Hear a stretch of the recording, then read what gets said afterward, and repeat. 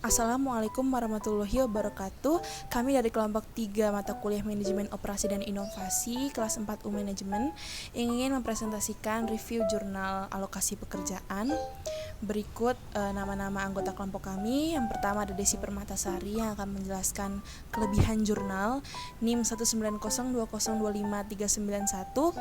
Lalu yang kedua ada Linda Widya Stuti yang akan menjelaskan tentang kesimpulan dan saran jurnal NIM 190202525.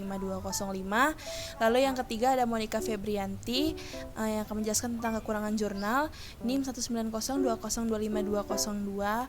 Lalu yang keempat Nadia Kamilia atau saya sendiri NIM 19020251178. Lalu yang kelima ada Putih Divariau yang akan menjelaskan tentang hasil pembahasan jurnal NIM 19020252224. Yang keenam ada Rema Rismaya Fitria yang akan menjelaskan metode penelitian dan subjek penelitian jurnal, yaitu NIM-nya 19020251165.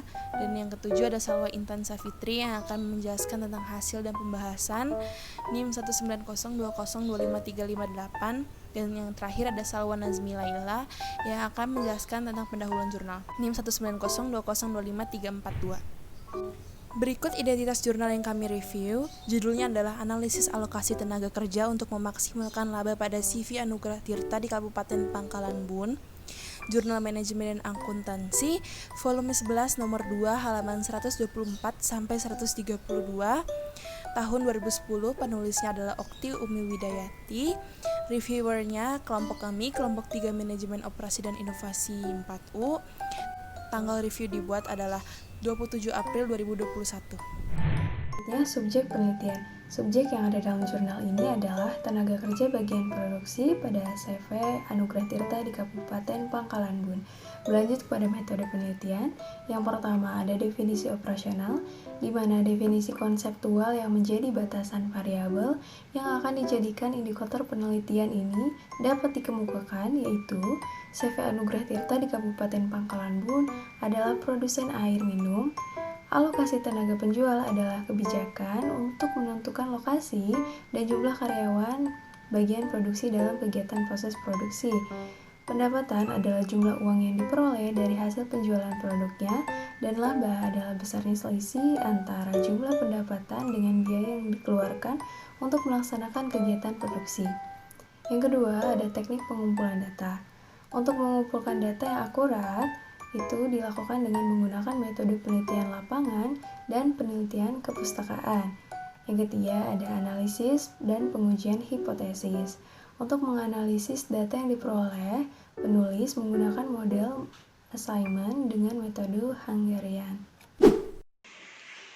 Tantangan bagi pihak produsen air minum mineral atau air minum dalam kemasan yaitu bagaimana mereka dapat menghasilkan produknya dengan cara yang efisien, sehingga masyarakat yang merasa harga air minum dalam kemasan cukup mahal menjadi terjangkau bagi mereka.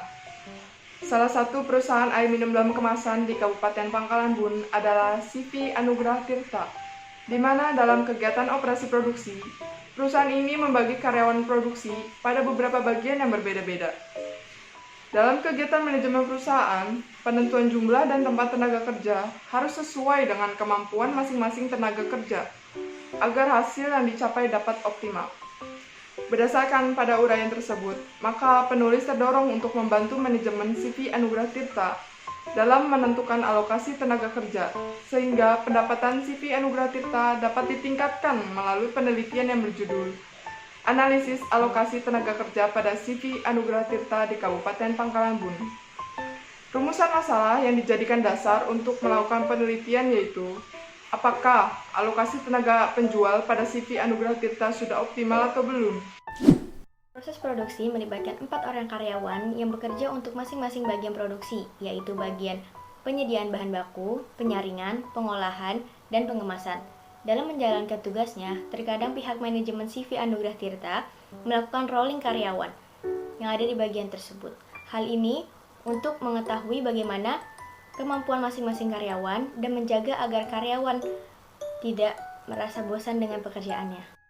Berdasarkan data yang ada, dapat disimpulkan bahwa karyawan A1 dapat bekerja pada masing-masing pekerjaan. Namun, biaya tertinggi terjadi pada bidang pengemasan, sedangkan biaya terendah terjadi pada bidang penyaringan.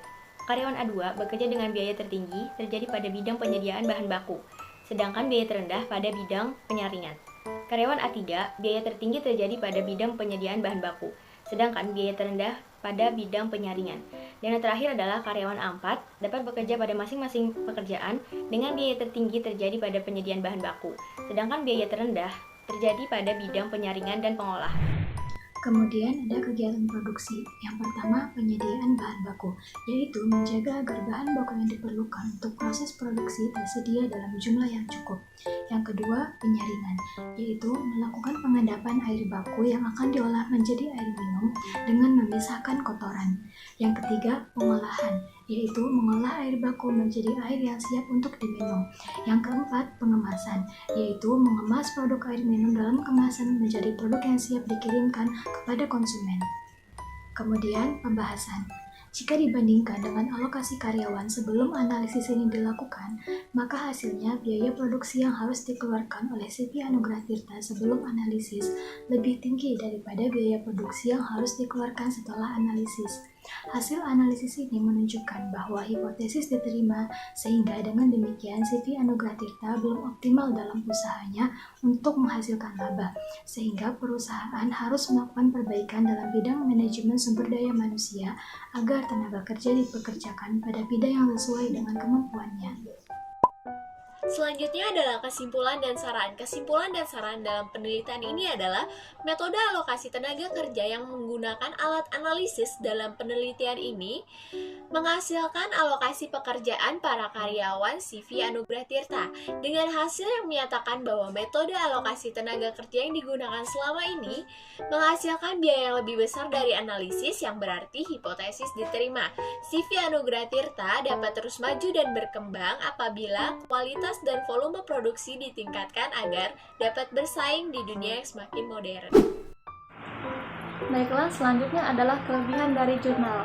Kelebihannya yang pertama adalah memaparkan secara jelas dan lengkap mulai dari pendahuluan atau latar belakang dari perkembangan perekonomian dunia yang semakin meningkat, sampai menjelaskan perlunya memaksimalkan laba dan alokasi tenaga kerja. Yang kedua adalah penulisan jurnalnya pun sangat teratur dan sesuai dengan kaidah pembuatan penulisan jurnal yang benar.